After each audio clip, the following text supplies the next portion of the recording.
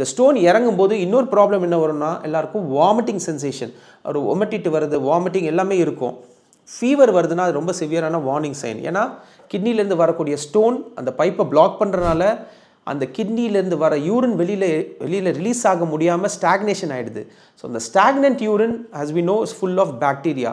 So அந்த toxins and bacteria ரத்தத்தில் ஏறுறதுனால அவங்களுக்கு ஃபீவர் வரும். முக்கியமாக குளிர் ஜுரம், நடுக்கம் இதெல்லாம் இருந்துச்சுன்னா இன்ஃபெக்ட் ஆகுது அந்த கிட்னின்னு அர்த்தம்.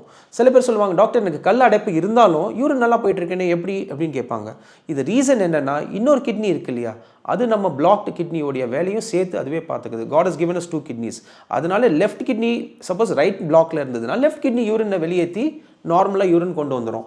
So patients will not be very much aware, கல்லடைப்பு தான் இதுக்கு காரணம்னு தெரியாமே இருந்துருவாங்க.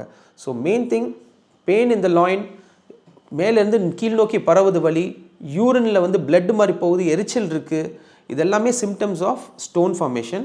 குளிர் ஜுரம் வந்துருச்சுன்னா யூ நீட் இமீடியட் அட்டென்ஷன்.